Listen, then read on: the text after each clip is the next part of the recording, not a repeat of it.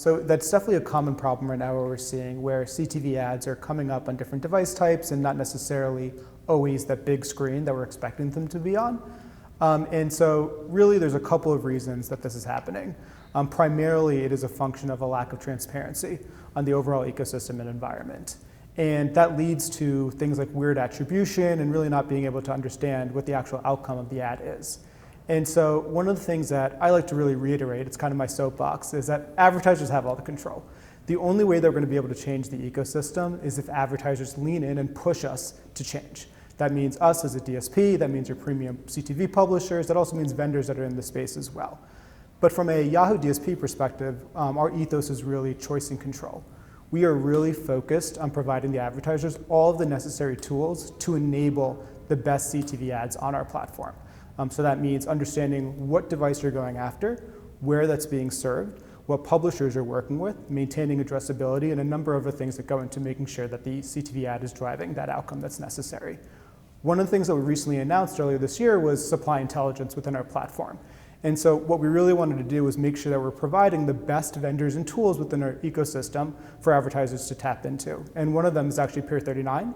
And so Peer 39 has a new CTV quality score, which is able to come in and actually score the type of CTV environments that you're actually buying against. And so we're offering that for free within our reporting, and then you can also use that for targeting and optimization as well. Wow. So advertisers are looking for a more granular reporting, and I'm hoping you could just tell us a bit about the kinds of data that they need. And also, more importantly, is why is this data missing from the bid stream when people are trying to automate and everything? So what steps can be taken to improve transparency? Yeah, everyone wants more transparency, and everything obviously comes back to what actual information we can actually action on within that bid stream itself. And I think there's two things that we need to be cognizant about as an industry. One is VPPA, right? So there's limitations on what we can actually provide to say what an individual actually watched at the show level or the program level. The other one is that there's still a lack of standardization across the board. So we've been working with the IAB on standardization for things around content object, but there's still a long ways to go. That being said, we're still very nascent in terms of CTV activation and moving away from linear to now CTV audience-based buying. And so there's still more opportunity for us to really push this forward. One of the things that I think would be really interesting for advertisers to start to push for is asking your publishers to start to adopt content object. That is something that we can start to leverage within the bid stream. We're collecting it right now from a DSP perspective, but there's limitations how we can actually use it for targeting until we get that standard taxonomy aligned. And so that's something we're looking forward to pushing throughout the rest of the year. And I was hoping you could elaborate a bit more on the data. You know, we used to have ratings, gross rating points, that whole thing, but now you're looking at show level data, genre classifications, newer kinds of signals. Like what's happening in that space? Yeah, I mean, the signals that we're getting are great. There's still limitations, but I think one of the things that's really popped up is contextual. So, you know, Peer 39 and other leading contextual parties are really helping us be able to identify what type of environment we're going to be serving that ad into, so we can understand at the genre level, or even specifically what actor may be in the show, to start to inform, are we making sure that the audience that you want to target is reaching the correct context and environment that you want to serve in? Okay, well, this has been really informative.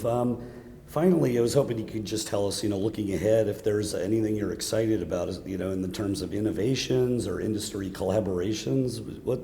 What's the key takeaway? Yeah, I mean, I love innovation and I love collaboration. I think the two things that I'm probably the most excited about is one, addressability.